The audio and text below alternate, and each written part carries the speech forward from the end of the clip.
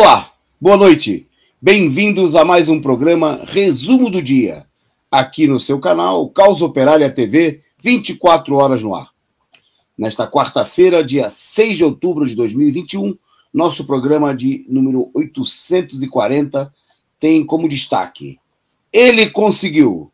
Bolsonaro e o seu governo golpista fez o Brasil bater um novo recorde. É o recorde, o maior preço do gás no século.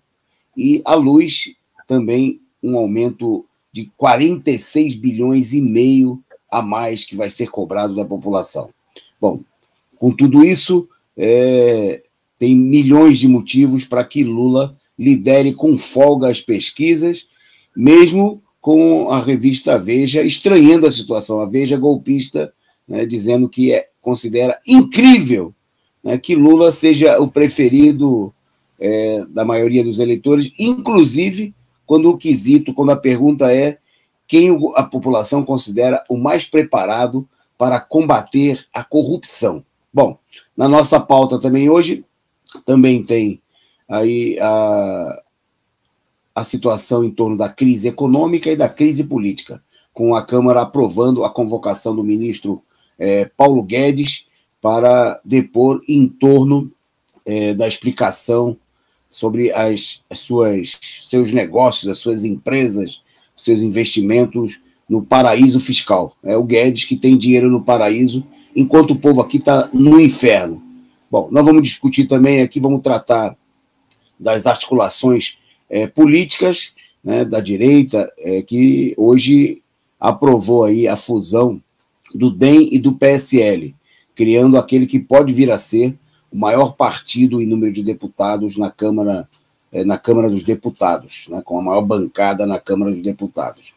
Em destaque também, nesse programa de hoje, a crise, né, a campanha da direita contra o governo peruano, que levou aí à queda do presidente do Conselho de Ministros, né, e um dos principais líderes do partido, principal líder político do partido que elegeu o presidente Castilho. Então, nós vamos falar um destaque aqui na nossa pauta internacional, a crise no Peru. Bom, estas e outras notícias você vai ouvir aqui comentadas por mim e pelo companheiro Caio Túlio. Boa noite, Caio. Boa noite, Antônio Carlos. Boa noite aos companheiros da Causa Operária TV. E vamos para mais um dia de resumo do dia, debater as notícias quentinhas aí do dia de hoje.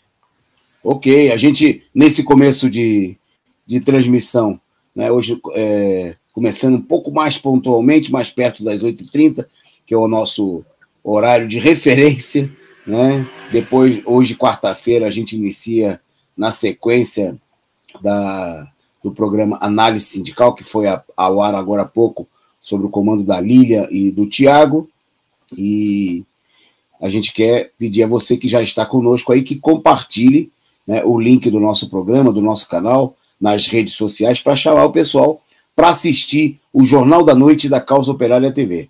Né, o pessoal que está aí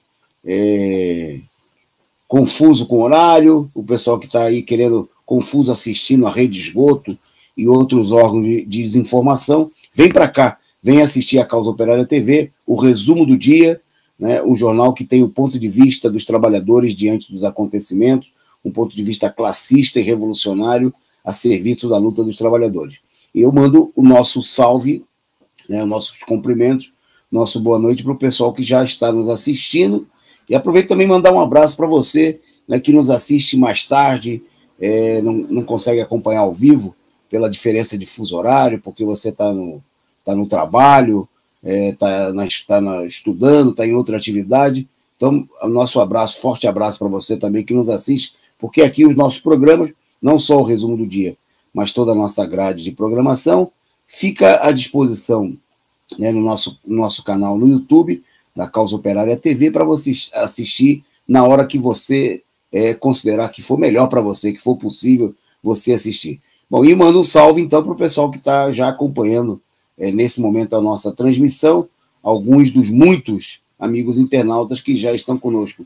O Aurélio dos Santos e Irlan Iglesias, que como sou eu também membro do nosso canal.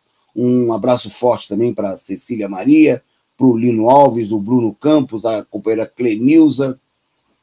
Agradecer já a figurinha simpática, o super stick, enviado aí pelo Sou Eu, né? E pedir a você que siga o bom exemplo do Sou Eu e contribua com a gente, né? Seja você quem for. Se você não é o Sou Eu, se você é você, né? Mande também a sua contribuição. Contribua aqui, né? Torne-se membro do canal, se você ainda não é membro, ou sendo membro ou não, você pode mandar a sua contribuição instantânea na forma de superchat, na forma de super stick, e também na forma de Pix. Aí tem, daqui a pouquinho a produção coloca aí pra gente, tem como contribuir. O pessoal às vezes pergunta, dá para contribuir pelo Pix? Dá para dar sim. Sempre aqui, você que manda, você pode contribuir de qualquer maneira. O Wallace Vieira, também presente aqui por gente, e ele comentando aí o tema do nosso programa, e diziam que era só tirar o PT para o Brasil melhorar, né? Só rindo, ironizando aí, infelizmente, aí a situação, que o golpe tinha promessas, né, de que tudo ia ficar às mil maravilhas. Bom, nós vamos começar justamente por esse tema, né, um dos destaques na nossa programação, o recorde do aumento do gás de cozinha. E para falar sobre isso, eu vou passar a palavra para o companheiro Caio Túlio. Vai lá, Caio. Exatamente, a crise do preço do gás de cozinha, né? Que no Brasil chegou a um preço extremamente exorbitante, né? Passa dos R$ 100 em várias cidades, né? E o preço médio do gás de cozinha está em torno de 98,7, mas na maioria das cidades a gente já vê que passa dos R$ 100, né? Foi anunciado que esse é o maior preço, né? Comparado aí ao salário mínimo, né? Em relação ao salário mínimo, que nesse momento é de R$ 1.192,40. Esse é o nosso valor de salário mínimo atual. O preço do gás ele é o mais caro em 100 anos, né? Em comparação, mostrando a crise que o governo Bolsonaro, que a política neoliberal levou o país tão rapidamente, né? O preço do gás ele corresponde considerando o preço médio, né, o valor médio de 98,7, corresponde a cerca de 9% do salário mínimo. Em muitos locais, esse preço passa, né, dos 10% do salário mínimo que o trabalhador teria que despender aí somente com gás de cozinha, 10% do seu salário, né? Por exemplo, só para fazer uma comparação, né, durante o governo Lula, esses dígitos chegou a cerca de 5%, pouco mais de 5% em 2015. Desculpa, durante os governos do PT, né? Só para fazer uma comparação para a gente mostrar, quer dizer, o valor do gás de cozinha em relação ao salário mínimo, nesse período do golpe, mais que dobrou e chegou a esse patamar aí absurdo de ser o valor mais caro em relação ao salário mínimo em 100 anos, né? Essa é a política neoliberal, né? É o que o neoliberalismo oferece para a população, é uma situação extremamente absurda. O Bolsonaro, de maneira cínica, para contrapor isso daí, ele anunciou que vai fazer um programa de Vale Gás e vai liberar aí 300 milhões para as pessoas que recebem o Bolsa Família. Então, as pessoas que receberiam o Bolsa Família, esse conjunto da população, receberia aí um investimento de 300 milhões para Vale Gás. Só que é uma farsa, né, um cinismo absoluto, porque se você for dividir esses 300 milhões a mais do Vale Gás, para cada pessoa que recebe o Bolsa Família, não chega a R$ 2 a mais que a pessoa vai receber. Quer dizer, não é um cinismo, né? E até mesmo uma provocação do governo Bolsonaro, que se exime completamente de qualquer responsabilidade, né? Quando, na verdade, todo mundo sabe que o preço do gás não está relacionado simplesmente com o imposto estadual, mas com a paridade do preço internacional, né? Que foi feito pelo governo Temer e continuado aí pelo governo Bolsonaro.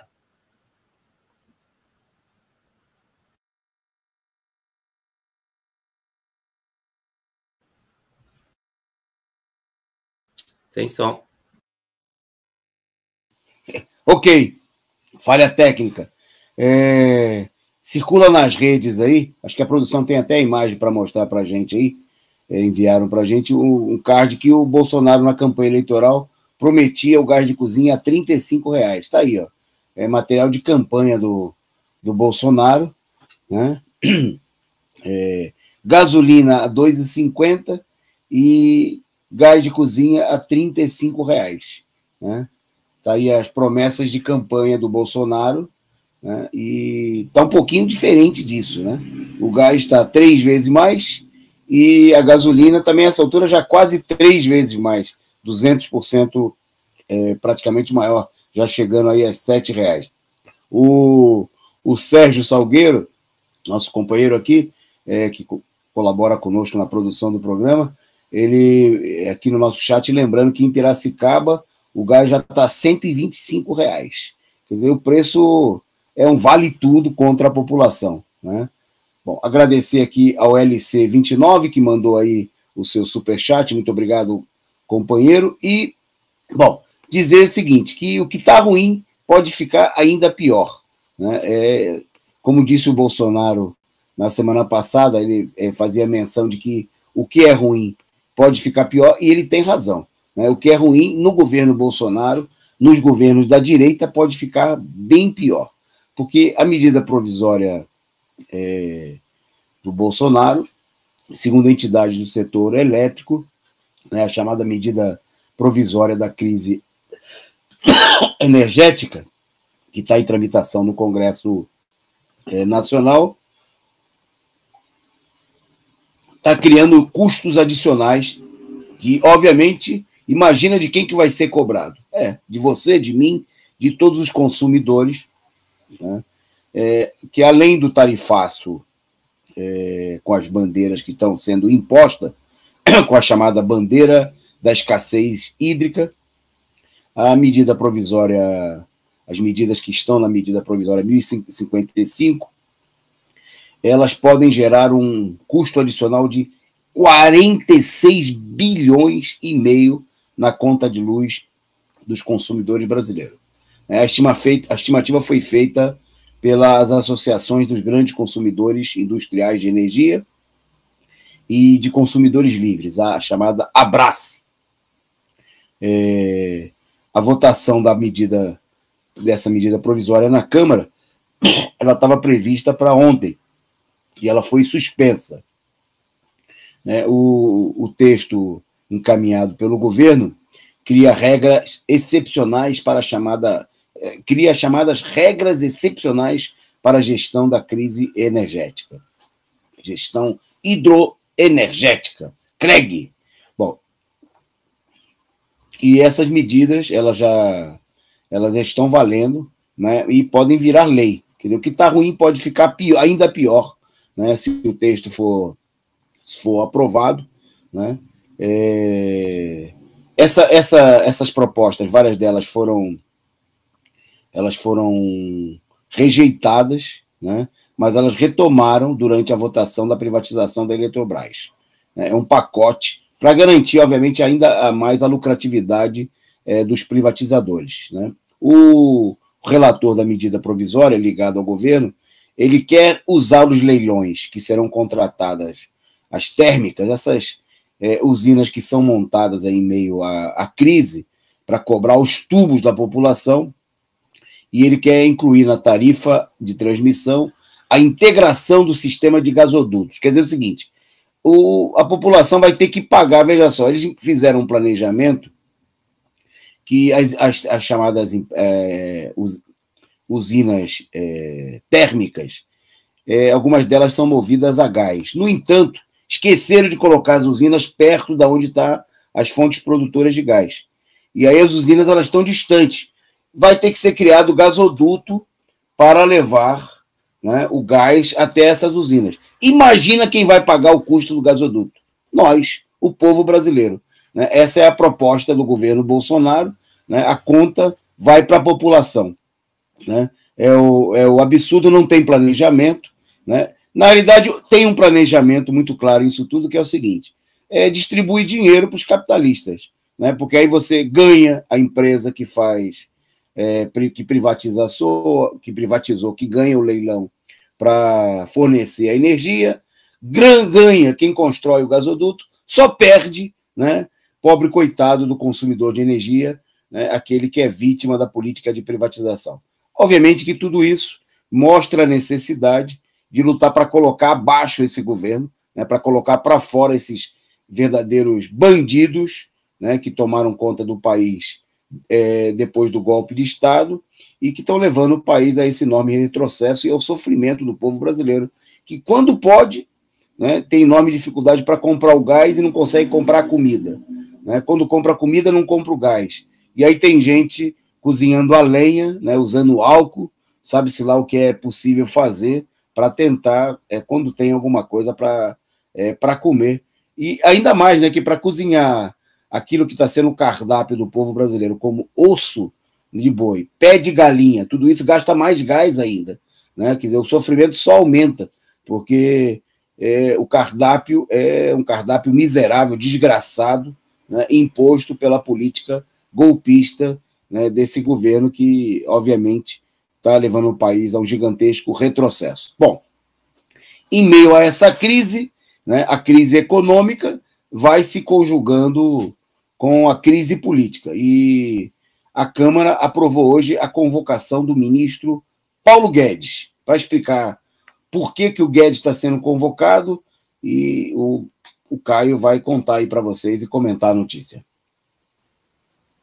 Exatamente, a Câmara dos Deputados, né, aprovou a convocação do Paulo Guedes, ministro da Economia, para explicar, né, a sua participação no escândalo, né, da chamada offshores, né, do esquema foi descoberto, né, Pandora Papers, apelidado, de que o ministro da Economia, dentre outras personalidades, incluindo no Brasil também o presidente do Banco Central, né, eles possuem contas em paraísos fiscais. No caso do Paulo Guedes, essa conta já hoje chega a 50 milhões, né, de reais,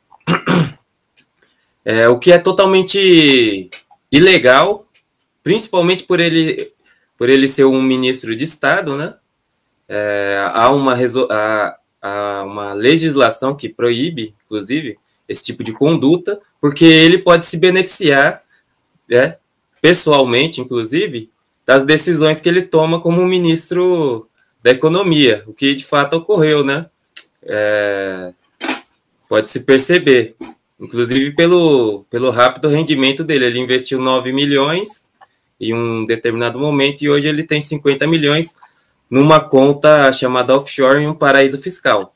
Essas contas, elas não são tributadas, né? São contas no exterior, que não tem tributação, apenas, e também são sigilosas, portanto, a pessoa pode receber aí provimentos vindos de qualquer origem, porque elas são sigilosas. Bom, isso levou a toda uma crise, né, no governo Bolsonaro, porque é uma das principais figuras do governo Bolsonaro, o Paulo Guedes, né, o ministro neoliberal, foi colocado aí pela burguesia tradicional, né, no governo Bolsonaro, e a Câmara aprovou aí que ele deve se apresentar, né, para explicar esse escândalo, esse verdadeiro escândalo, né, que é, na verdade, um verdadeiro crime que está sendo cometido, embora não seja tratado diretamente assim, porque pode, em alguma hipótese, esse tipo de conta pode até ser legal, mas, em geral, ela tem o único objetivo de lavagem de dinheiro ou de não pagamento de impostos, né? Seria mais ou menos esse o motivo da pessoa manter um tipo de conta desse fora do país. Bom, o Paulo Guedes, no entanto, né, a esquerda comemorou essa ida ao Paulo Guedes como se explicar, né, na Câmara.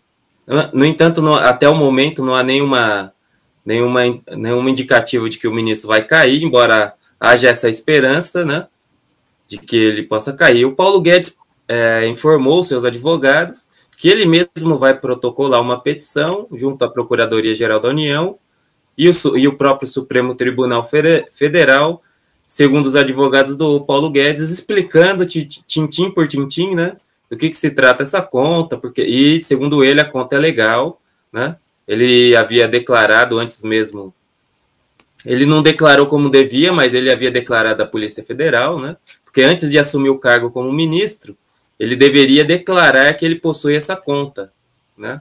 O que ele não foi feito, mas aparentemente não foi feito, mas segundo ele declarou aí a Polícia Federal. Então, tá aí, ele vai apresentar aí a sua defesa, né? E o próprio Ministério da Economia saiu em defesa do Paulo Guedes, evidentemente, que ele é o chefe do ministério, mas tá aí essa crise, a crise econômica, né, e a crise política. Mas, no entanto, embora haja essa expectativa em setores da esquerda, nada mostra que essa crise vai levar à queda aí do governo Paulo Guedes, pelo menos no futuro próximo. Ok, Caio. Toda essa especulação em torno do Paulo Guedes, recebeu hoje aí um posicionamento mais ou menos tradicional do PSOL, né? O PSOL propôs a criação de mais uma CPI, né? Aí nós já temos uma CPI que não está valendo de absolutamente nada e o PSOL quer criar outra, né? Porque se uma CPI engana muita gente, 2 CPI engana muito mais, né? Está aí o card nas páginas do PSOL dizendo que a solução é Paulo Guedes tem que cair, né? Porque vocês sabem o seguinte, no Brasil, veja-se o caso, um bom exemplo é o exemplo da saúde, né? Caiu o ministro da saúde e a saúde melhorou muito, né? Caiu o ministro, o Brasil tinha, sei lá, aí algumas dezenas de mortos, e na medida que trocou de ministro 4 vezes, nós já temos 600 mil mortos, né? É uma demonstração que essa política do PSOL de trocar o ministro, né, ajudar o Bolsonaro a governar, trocando o ministro, resolve mesmo, né? Outra área que mostra que a situação melhora muito é na área da educação, né? Veja como a educação melhorou nos últimos anos, que o Bolsonaro já trocou de ministro 3 vezes. Melhorou bastante.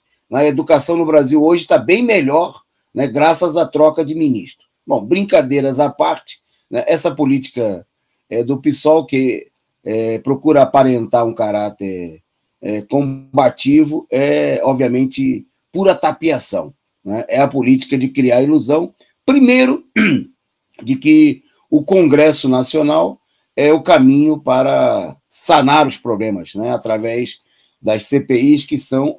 É bom que se diga de passagem o seguinte, criado uma CPI, o PSOL e os partidos de esquerda são partidos que fazem apenas número aí nessas CPIs, porque quem manda é a direita, o centrão, não só a ala bolsonarista tem mais presença que a esquerda, como o centrão, a direita tradicional, comanda toda essa papagaiada, né? Bom, segundo lugar, a ideia de que você trocar um ministro do governo, né, por exemplo, se sair o Guedes e entrar um outro elemento da área econômica ligado aí à direita, né, um Meirelles, por exemplo, né, que já foi ministro do Lula, foi ministro do Temer, quem sabe, né, o Dória não empresta o Meirelles, que está aí de secretário da Fazenda no estado de São Paulo, para ser ministro do Bolsonaro, que isso aí resolveria alguma coisa, né? É evidente que essa é uma política de quem quer ajudar o Bolsonaro a governar.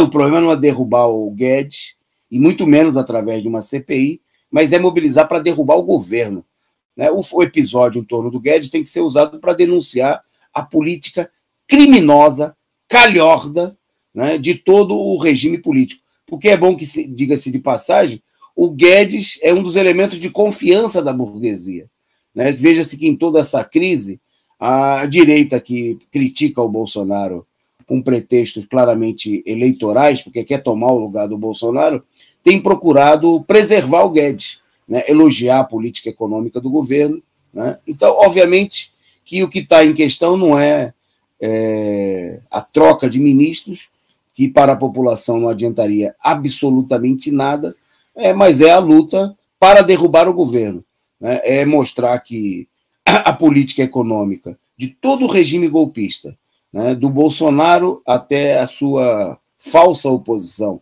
liderada por Dória, Ciro Gomes e toda essa corja, que ajuda a aprovar, Bolsonaro e o Guedes a aprovarem as suas medidas, né? É bom que se lembre disso, são um obstáculo, né, à própria sobrevivência dos trabalhadores, como a gente vê no recorde de fome, no recorde de desemprego e toda a situação de miséria ao país. Quer dizer, propor trocar Guedes, né, que Bolsonaro troque Guedes, que a Câmara dos Deputados leve a derrubada do ministro através de uma CPI, é propor trocar 6 por meia dúzia, né, é fazer uma faxina, como se adiantasse, como se fosse possível fazer uma faxina no verdadeiro pardieiro, né, que é o governo Bolsonaro, mais sujo do que pau de galinheiro. Bom, seguindo na nossa programação, na nossa pauta, vamos agora destacar, mostrando, inclusive, que enquanto o pessoal faz firula, falando de CPI, falando dos investimentos do Bolsonaro no exterior, o governo aproveita, com o apoio da chamada oposição, para aprovar coisas importantes para setores da burguesia. Bom, é o caso do chamado novo marco legal das ferrovias. O Caio vai contar para vocês o que muda, né, nisso que foi considerado, inclusive pela imprensa capitalista, como uma vitória do governo.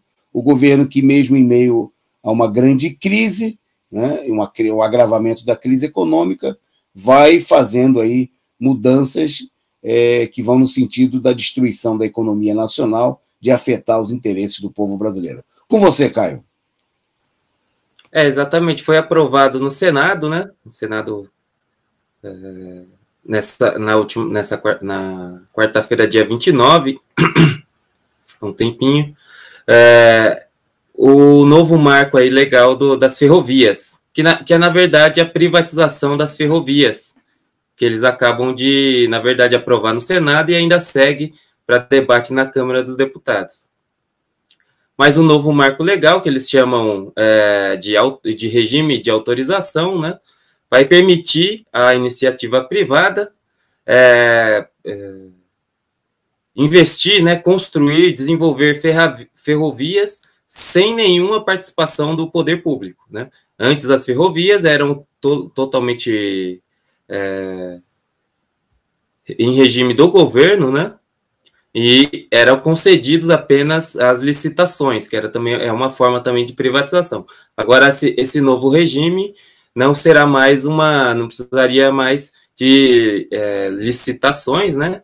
E sim, seria diretamente um investimento dos próprios capitalistas, né, que queiram investir no setor de ferrovias, tanto para transporte de passageiros, quanto para transporte de cargas, né? Então, não seria mais um regime de concessão e o governo se eximiria completamente de qualquer participação nesses investimentos. Tão e somente o governo poderia induzir, né, determinados locais para que seja captado recursos aí pela iniciativa privada. Mas caberia agora à iniciativa privada, né? Essa é a novidade, a iniciativa privada pode aí vir a querer desenvolver qualquer tipo de ferrovias no país, né, de maneira totalmente privada, sem nenhuma regulação do Estado, nem em termos de cobrança, né, nem em termos de absolutamente nada. Seria a privatização total aí a possibilidade, né, de privatização total do setor ferroviário no Brasil, o que vai afetar, evidentemente, também aquele setor que já é concessão, né, que não é ainda completamente privatizado nesse novo modelo, mas que é uma concessão pública que o poder público dá às empresas privadas que controlam determinados locais, determinadas regiões das ferrovias. Essas concessões também vão poder se tornar essa nova modalidade, né, essa nova modalidade de regime de autorização, ou seja, de privatização total. Evidentemente, isso daí vai impactar, inclusive, no transporte ferroviário público, né? Que logo mais será ele também privatizado e ficará completamente sob o controle da iniciativa privada e o governo não vai ter nenhum tipo de ingerência nem de regulação.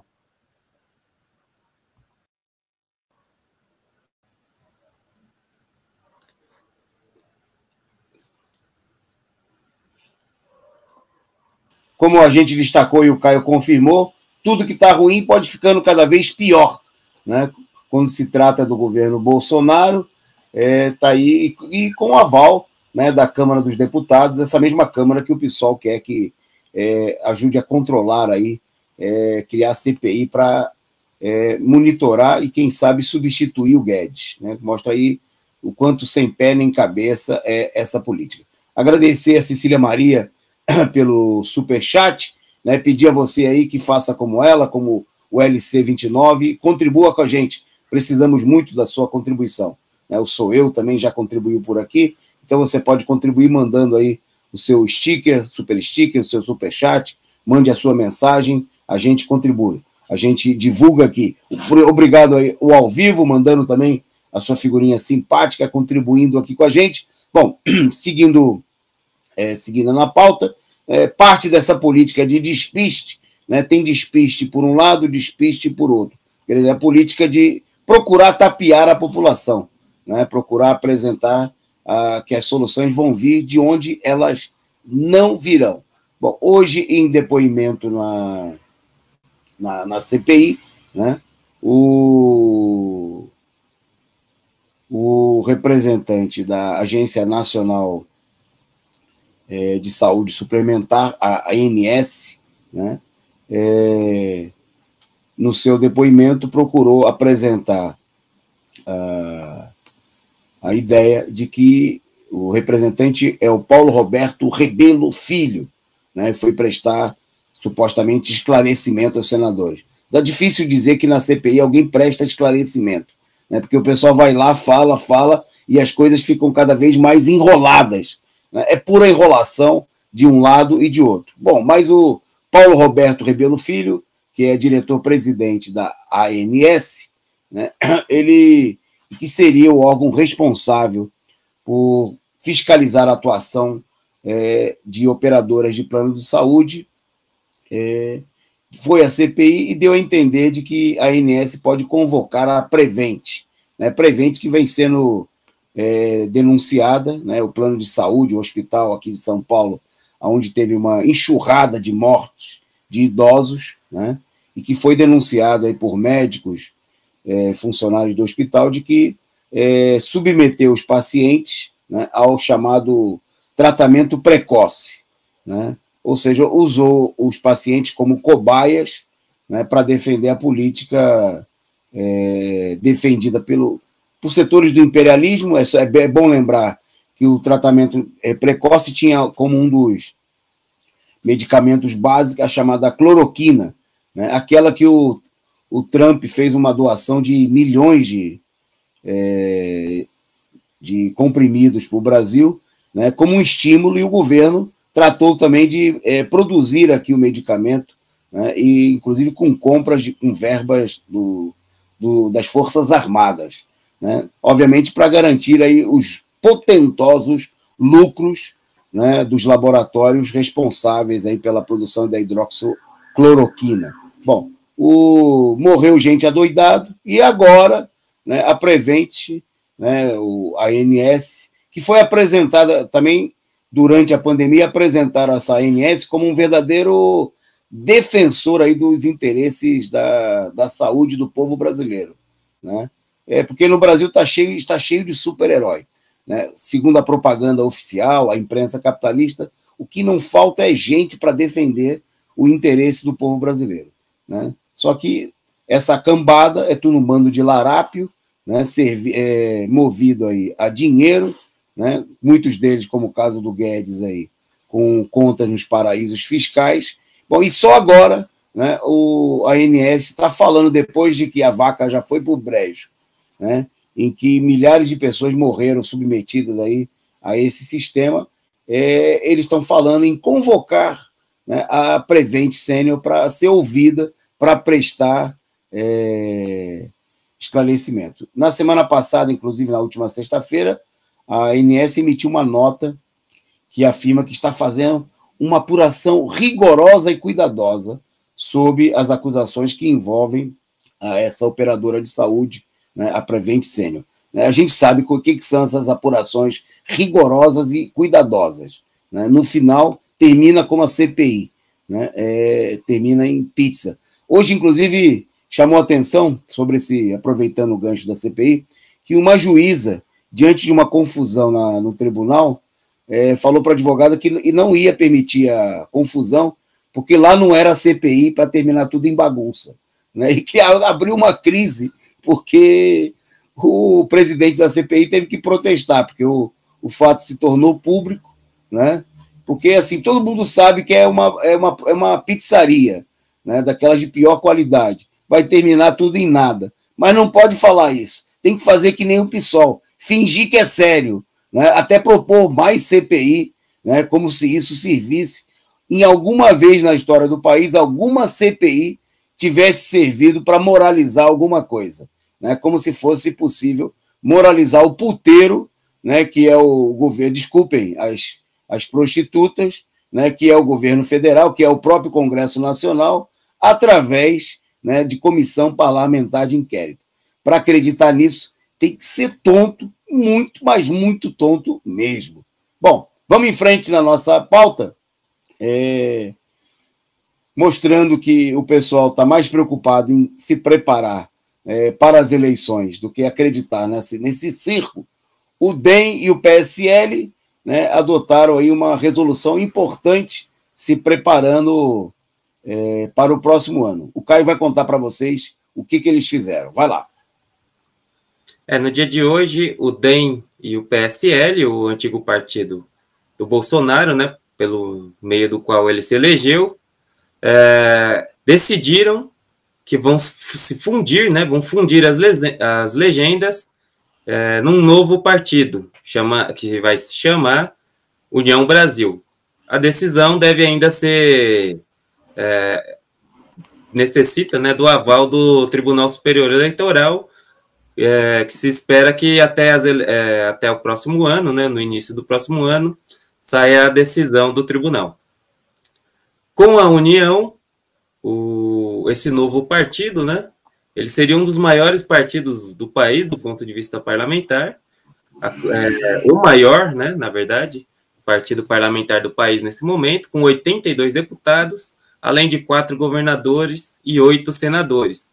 E vão levar aí também as maiores fatias do fundo eleitoral e do fundo partidário, né?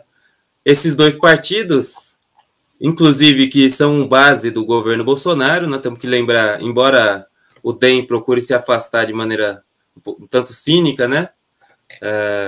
Mas eles são base do governo Bolsonaro, não só são base, como fazem parte do governo Bolsonaro. Nós temos, por exemplo, o ministro do Trabalho e Previdência do Bolsonaro, Onyx Lorenzoni, ele é uma pessoa do DEM, né? Inclusive, na reunião em que decidiu a fusão, né, dos dois partidos, ele colocou uma moção lá para que o partido novo, né, esse União Brasil, já apoiasse direto o Bolsonaro. Moção que não foi adotada pelos dirigentes ali desses partidos golpistas, né, que estavam presentes. A legenda vai ficar como presidente o atual presidente do PSL, o deputado Luciano Bivar, enquanto a secretaria-geral ficará com o líder do DEM, o ACM Neto, caso essa fusão seja aprovada aí pelo Tribunal Superior Eleitoral, né? A gente tem outros também ministros que fazem parte do governo Bolsonaro, como os ministros da Justiça, o ministro da Justiça, no caso, né, e Segurança Pública, Anderson Torres, que é, no caso, também do PSL. Então, você vê que o governo Bolsonaro, tanto o DEM quanto o PSL, fazem parte aí do governo Bolsonaro ativamente, né? Então, seria aí tá surgindo um novo partido, né, que vai ser o maior partido da Câmara, né, que é base do governo Bolsonaro, mostrando aí um fortalecimento do bolsonarismo, né, embora o DEM procure manter a porta aberta para a terceira via, né. e o DEM e o PSL procurem manter a porta aberta para a terceira via, mas não só são base do governo, como eles fazem parte do governo Bolsonaro. É isso. E, bom, essa situação, ela mostra, inclusive, que o governo Bolsonaro e os seus aliados do Centrão estão se procurando se preparar para o próximo ano.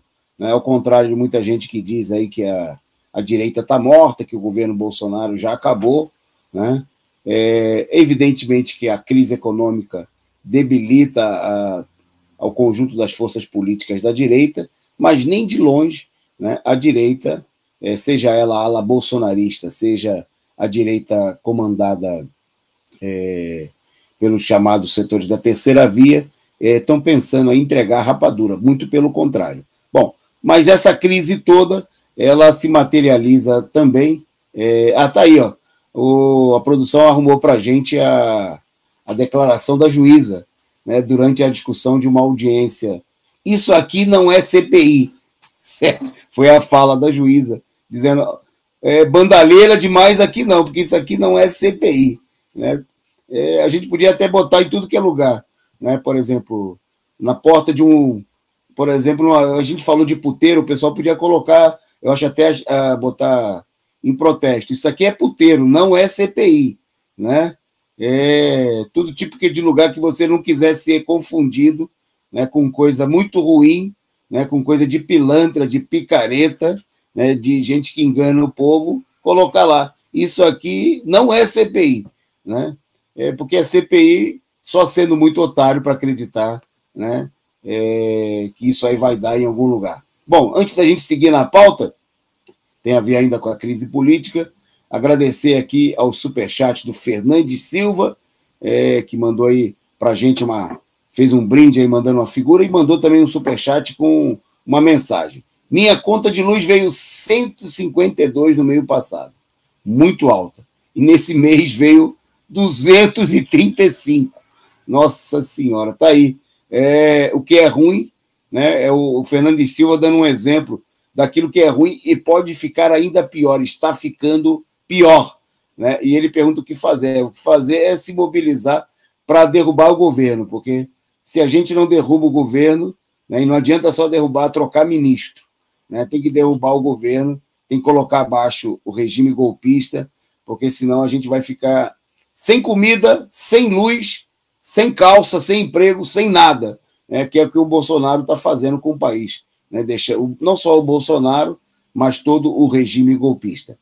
Bom, na nossa pauta agora, mais uma notícia que mostra aí a continuidade, o aprofundamento da crise política. Bom, nós falamos já aqui no nosso programa, em outros programas aqui do nosso canal, das pesquisas que foram divulgadas pela direita, pesquisas feitas durante o ato no último dia 2, na Avenida Paulista, né, que chegaram a ser divulgadas, inclusive, pelo Globo e outros mais. Bom, as pesquisas deram conta, em primeiro lugar, que pelo menos 78%, segundo a pesquisa, quando a gente fala de pesquisa, a gente sempre relativiza, mas nós estamos informando o que diz a pesquisa. A pesquisa falava que 78% dos presentes preferiam Lula. Bom, agora hoje a Veja saiu com essa manchete. Incrível! Lula é o nome preferido do eleitor para combater a corrupção. Isso porque, em uma nova pesquisa feita nessa semana, né, o ex-presidente Luiz Inácio Lula da Silva, em várias pesquisas apontadas, que lidera em todos os cenários, né, mas o que chamou a atenção da Veja, a Veja, é bom lembrar, né, a revista campeã da campanha golpista, né, que dedicou inúmeras capas, né, das suas edições na campanha golpista. Primeiro, para atacar o governo do PT, a presidenta Dilma, o ex-presidente Lula, e que, particularmente contra o presidente Lula, destinou aí uma quantidade gigantesca de páginas e de capas, né? Como os próprios dossiês publicados pelo PT mostraram, né? Nunca né, uma imprensa dedicou tantas horas e tantas páginas a um ataque que o tempo aí foi mostrando, né, confirmando claramente o que nós sempre afirmamos, que era parte de toda uma armação política, né, para colocar para fora o governo da esquerda, que mesmo com suas limitações, e impor um governo profundamente direitista, de destruição da economia nacional e de ataque aos trabalhadores para favorecer o grande capital. Bom, e aí a Veja procura se mostrar surpresa, né, com a situação. E essa charge aí que mostrada pela produção é bem interessante, porque é como se a burguesia tivesse surpresa, né, e a charge do J. Camelo satirizando aí a Rede Globo, a Globo News, né? Pergunta aos ilustres presidenciáveis da terceira via: o que Lula tem que vocês não têm? Bom, e aí os números na tela mostram, né? Enquanto Lula tem mais de 50% de preferência do eleitorado, esse quadro aí, deixa ele aí na tela para a gente um pouquinho, produção.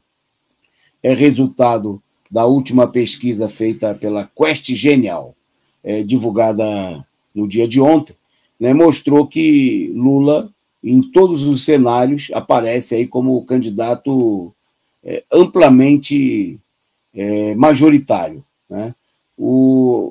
Esse quadro que vocês têm aí na frente, estão visualizando, mostra aí uma variação de cenários para o segundo turno, né, em que o Lula bate de longe o presidente ilegítimo Bolsonaro, bate de mais longe ainda Ciro Gomes, né, e por aí vai, Sérgio Moro, né, todos aqueles que são apresentados.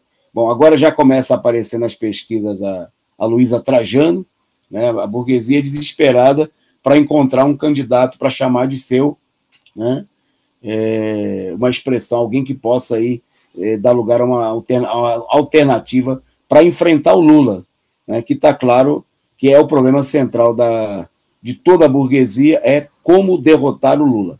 Bom, a pesquisa, o nervosismo da Veja em toda essa situação, ela é interessante justamente para mostrar, né, a profunda situação de nervosismo diante do agravamento da crise e do aumento cada vez maior do apoio a Lula, né? Uma situação que mostra, que confirma, que reafirma a importância de colocar nas ruas, né, a campanha em favor de Lula presidente, né, e que, para a esquerda e para as organizações dos trabalhadores, tem que ser uma campanha de luta, primeiro para garantir, né, que a vontade popular se imponha contra os golpes que vão vir por aí, né? Em segundo lugar, para lutar para que esse governo seja um governo dos trabalhadores, um governo das organizações dos trabalhadores da cidade e do campo, representativo dos interesses populares, né? É preciso sair às ruas, né, deixar de lado toda a armação dos setores que tentam evitar, por exemplo, que as mobilizações, como eu disse, que são as mobilizações de rua, dominadas pela esquerda, pelo público que apoia o ex-presidente, possa se manifestar, né, como faz, apesar da contrariedade daqueles que tentam evitar que isso aconteça, em favor da candidatura do ex-presidente. Mais do que nunca, é preciso ir às ruas por fora Bolsonaro e Lula presidente. E sobre isso, né, eu queria destacar que a Comissão Executiva Nacional do PCO convocou uma reunião do Comitê Central Nacional para aprovar, né, junto aí, está levando a discussão também aos comitês de luta, as entidades que assinaram aí o manifesto do ato do último dia 2 em favor de um bloco vermelho, para convocar uma plenária nacional, né, de mobilização dos comitês, uma plenária aberta, né, em favor justamente dessas reivindicações. Fora Bolsonaro, Lula presidente por um governo dos trabalhadores. É hora de colocar o bloco na rua, né, e apresentar aí as propostas dos trabalhadores diante da crise, o que envolve a luta, né, por derrubar Bolsonaro, mas tendo a perspectiva muito clara, né, de que nós não queremos trocar Bolsonaro 6 por meia dúzia, né? O problema não é Bolsonaro em si, né? O problema é o que o Bolsonaro representa, né, e toda a direita que o cerca e todo o regime golpista. Por isso é preciso ter uma alternativa própria dos trabalhadores. Fora Bolsonaro, fora todos os golpistas, Lula presidente por um governo dos trabalhadores. Bom, na nossa pauta agora, mostrando, né, no meio dessa crise que está procurando se apresentar, e teve aí capa mostrando o Bolsonaro como um democrata, e agora o Bolsonaro, naquilo que parece ser mais uma manobra, disse que vai se apresentar para depor. Quem vai contar para vocês aonde e sobre o que é o companheiro Caio Túlio. Com você, Caio. Exatamente. No caso, seria... Bolsonaro afirmou, né, segundo o próprio ministro Alexandre de Moraes, que informou que pretende depor de maneira pessoal, presencial, né, no inquérito que ele sofre, relativo a uma suposta interferência dele na Polícia Federal. Né? Esse inquérito corre lá no Supremo Tribunal Federal, cujo relator é o ministro, né, Alexandre de Moraes. A gente viu que esfriou, né, logo após aí o ato do bolsonarismo, aquela luta, né, entre o STF e o Bolsonaro. Agora eles estão mais fazendo as pazes, vamos dizer assim, e o Bolsonaro informou que pretende, porque havia toda uma expectativa, né, sobre esse depoimento, como seria, como se daria, e o Bolsonaro mesmo informou que prefere depor, caso seja o necessário, né, de maneira presencial diante dos juízes. O próprio Alexandre de Moraes informou a decisão do requerente, né, do Bolsonaro. Esse inquérito diz respeito a uma acusação, né, do então ministro golpista e ex-juiz Sérgio Moro, de que o Bolsonaro teria tentado intervir na Polícia Federal para proteger os filhos, né? E isso também a gente teve aquele caso da famosa reunião que foi gravada do Ministério junto com o Bolsonaro, em que ele fala, né, sobre os seus filhos, né? E a Polícia Federal. Então corre esse inquérito e o Bolsonaro, mais tranquilo, né? Não ficou tímido em comparecer presencialmente ao inquérito diante do Supremo Tribunal Federal para depor em relação a essa suposta aí interferência na Polícia Federal. Ok, Caio. Bom, comentando aqui, o pessoal pediu para avisar, não é que eu queira avisar, né, mas o pessoal aqui no chat pediu, tem uma boa e uma má notícia para os palmeirenses, né? A boa notícia para os palmeirenses é que o Atlético, que é o líder do campeonato, empatou com a Chapecoense. É uma boa notícia, mais ou menos. Agora tem uma má notícia, é que o Flamengo está ganhando do Bragantino e está assumindo aí a segunda posição no Campeonato Brasileiro, né? Então, para os nossos amigos da produção aí, palmeirense, para os nossos amigos internautas, fica essa boa e a má notícia, né? E a boa notícia para os meus amigos e nossos amigos flamenguistas, para a nação rubro-negra de todo o país. Bom, vamos seguir na pauta aqui. Ainda falta, né? Eu estou me avisando aqui que o jogo do Flamengo ainda não acabou, né? Pode ser que o Bragantino entorne o caldo aí e o Flamengo não assuma ainda a segunda posição do campeonato. Bom, nosso tema na pauta agora vamos para a pauta internacional, porque um tema da maior importância, porque no Peru, hoje, pediu renúncia o equivalente ao primeiro-ministro do país, né, o presidente do Conselho de Ministros,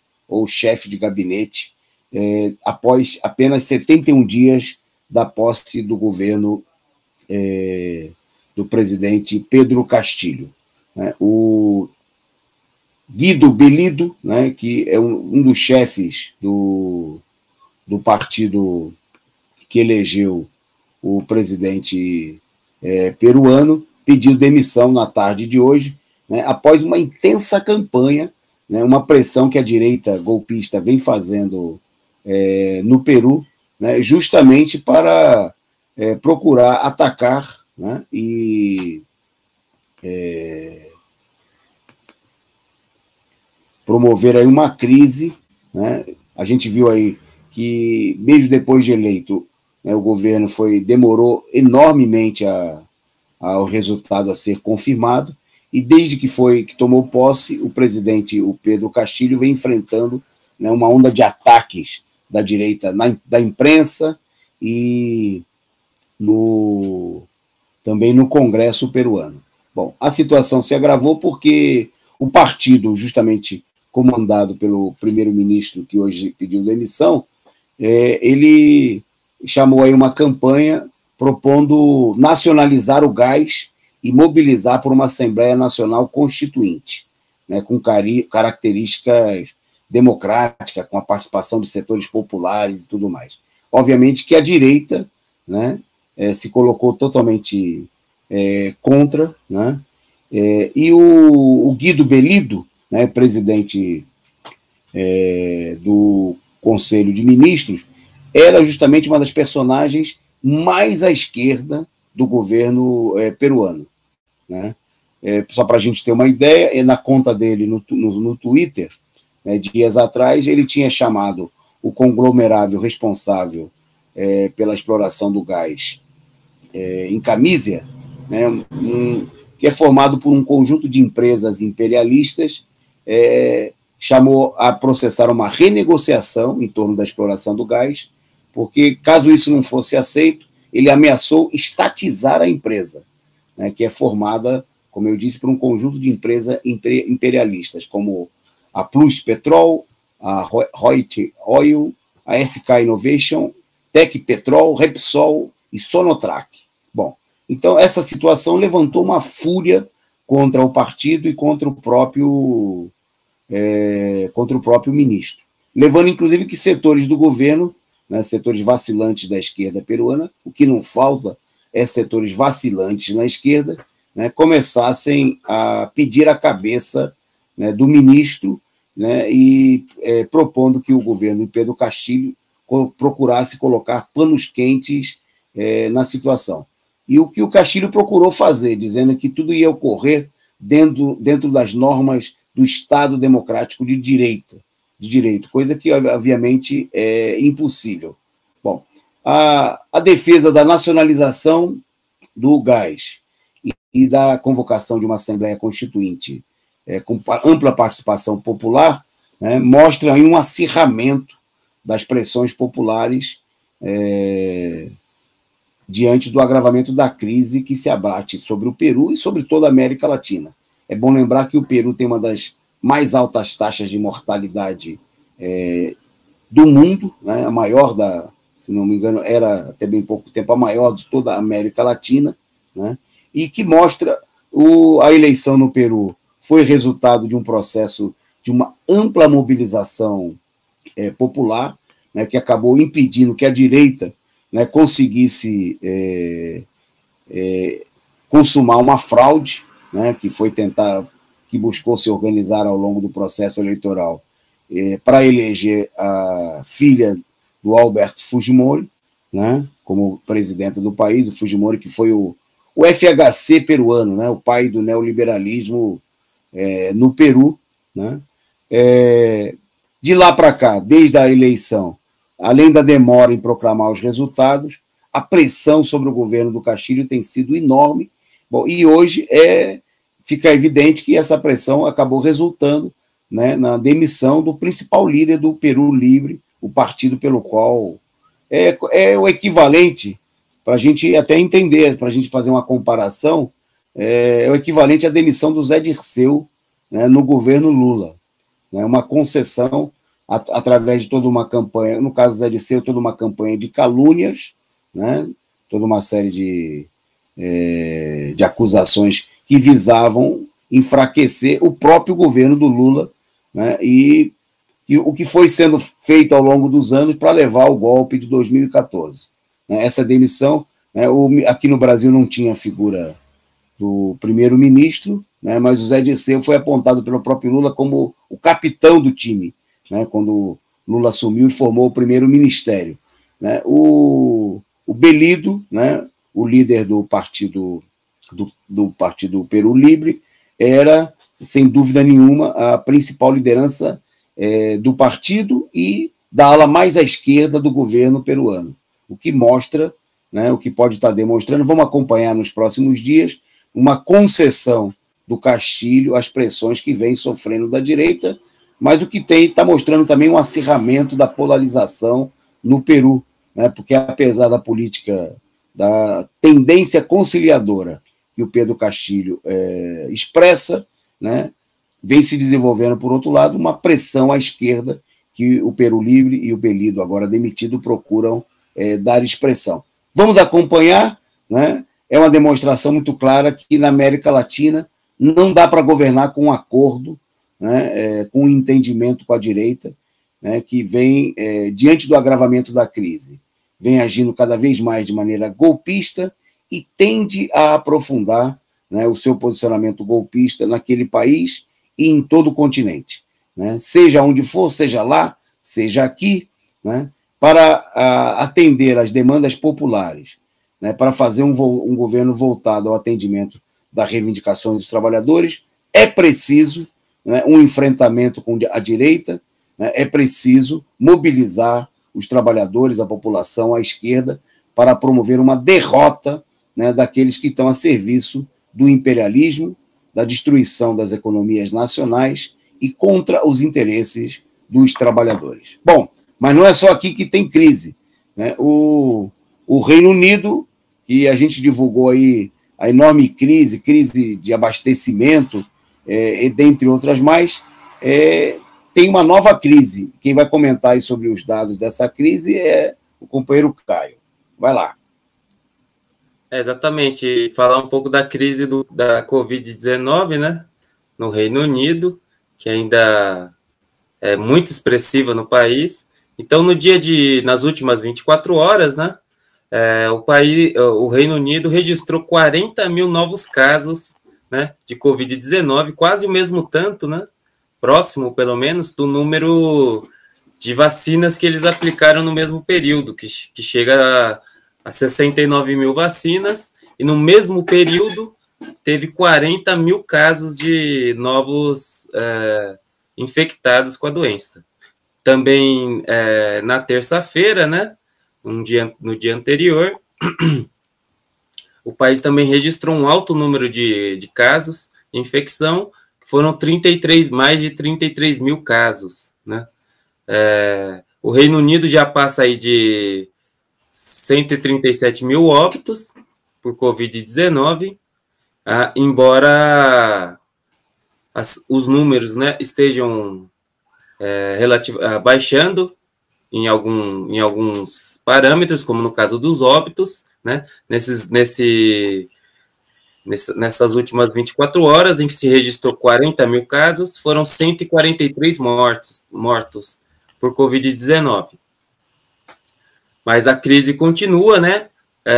O número de pessoas infectadas diariamente no Reino Unido expressa um pouco dessa crise no Reino Unido e também em outros países, né, em que a Covid-19, embora pareça como alguma coisa superada, não está superada completamente e ainda é um fator de crise nesses países, como é aqui também no Brasil, né?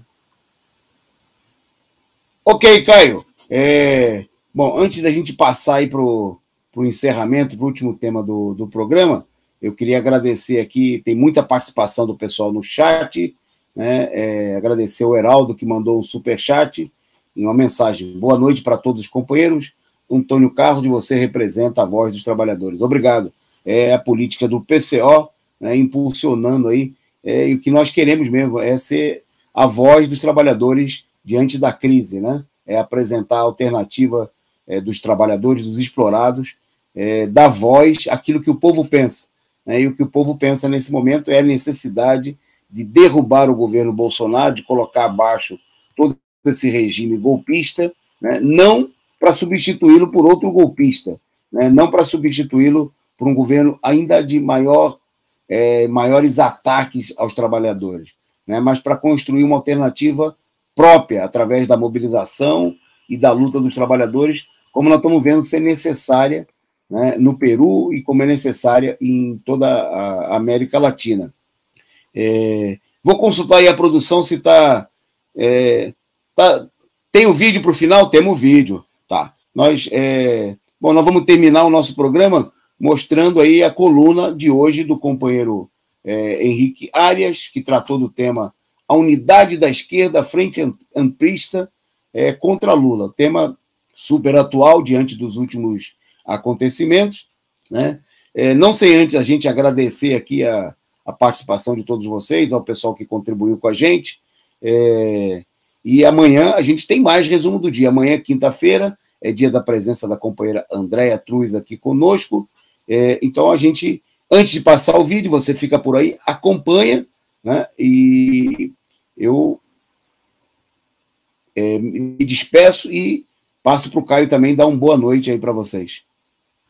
Boa noite aos companheiros da Causa Operária TV, ao companheiro Antônio Carlos e aos companheiros da produção. Até a próxima. Beleza, vamos lá, ao vídeo.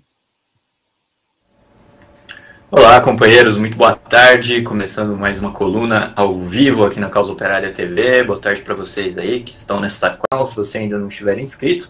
E contribua conosco mandando seu superchat, seu super sticker e também se tornando membro assinante da Causa Operária TV a partir de R$ 7,99 por mês. Eu queria falar hoje, né, sobre os atos do dia 2 de outubro, que ainda essa semana, logicamente, é o assunto do momento, né? Principalmente pelo fracasso da manobra da Frente Ampla, que procurou impor para os manifestantes a presença da direita golpista no ato, né? Essa manobra que eles já vêm tentando fazer desde o início das mobilizações, eles que sempre foram contra as mobilizações, depois entraram aí como uma espécie de convidados pela porta dos fundos, digamos assim, entraram sem ser convidados na mobilização e queriam sentar na janelinha, impondo, né, a mobilização da maneira como eles querem, né, que é essa esquerda frente amplista, que ficava falando fique em casa durante a pandemia, mas depois que o povo saiu na rua, veio tentar aparecer como grande liderança da manifestação.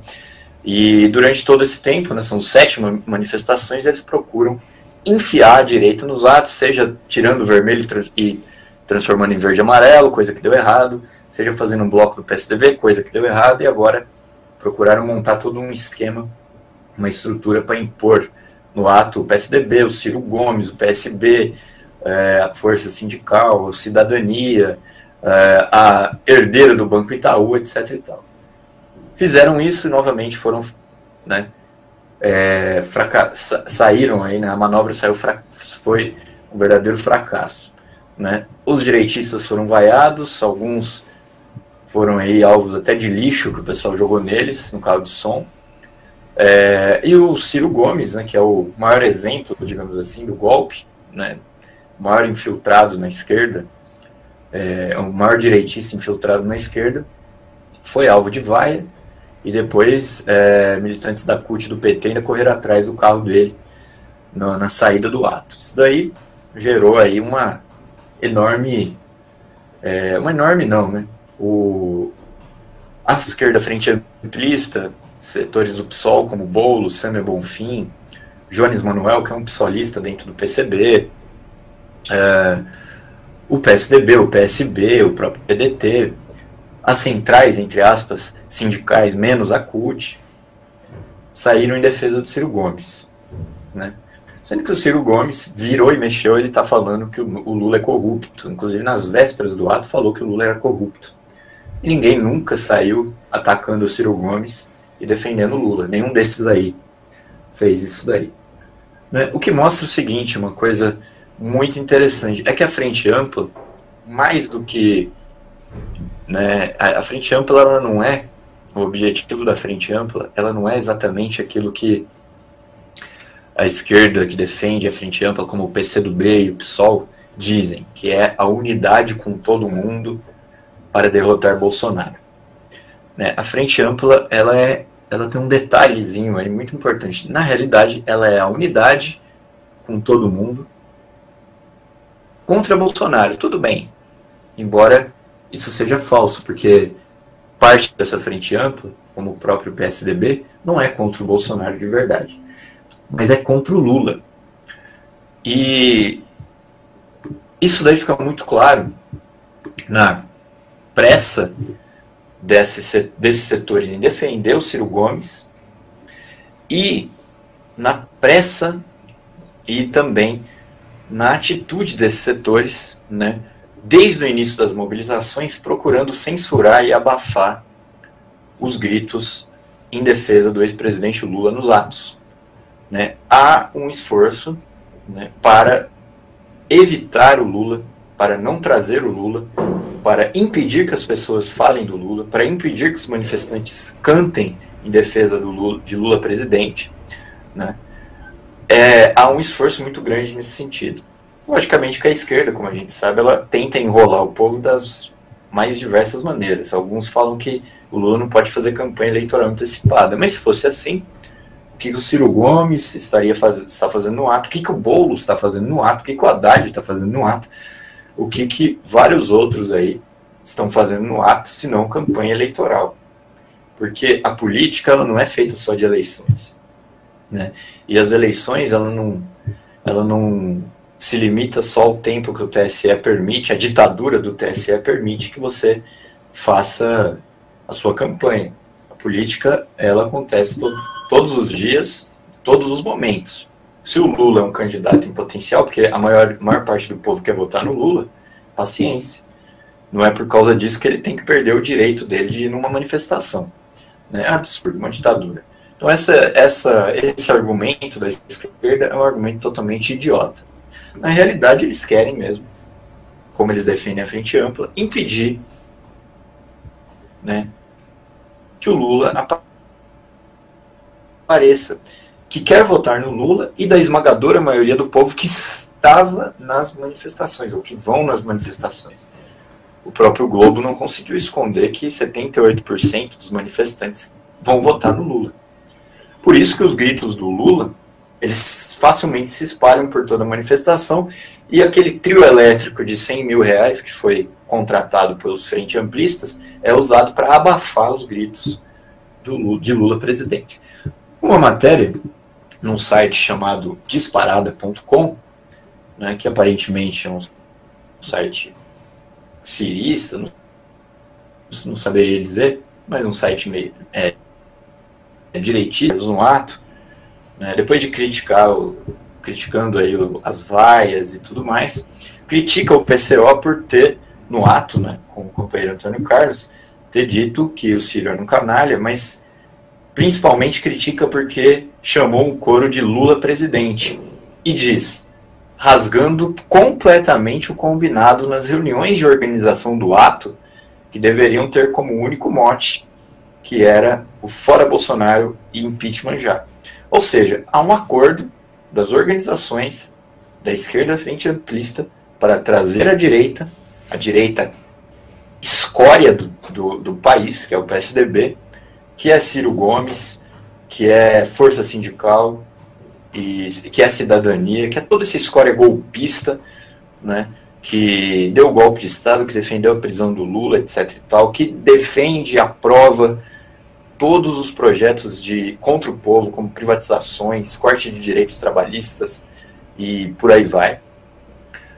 Para trazer eles no ato, há um acordo, para trazer eles no ato e não falar do Lula, impedir que se fale do Lula, inclusive impedir que o povo cante a favor do Lula. Porque se já é absurdo você fazer esse acordo entre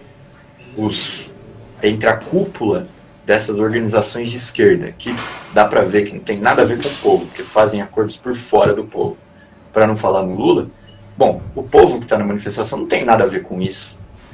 O povo tem que gritar o que ele quiser. Né? No entanto, há um esforço gigantesco para impedir que o povo prevaleça. O povo que mostrou na própria pesquisa divulgada pela Globo quer votar no Lula, o povo que quer votar no Lula em geral, porque o Lula lidera as pesquisas, e não é segredo para ninguém que o Lula é o político mais popular do país, não só da esquerda, mas de todos os partidos é o político mais popular do país, né? Qual é o problema? O problema é que essa esquerda, né, como sempre, está aliada da direita, né, e vai entregar, né, se continuar assim, vai entregar o governo para que ele continue, para que o Bolsonaro continue, ou para que a terceira via, que é tão pior ou pior do que o tão ruim ou pior do que o Bolsonaro, se eleja em 2022.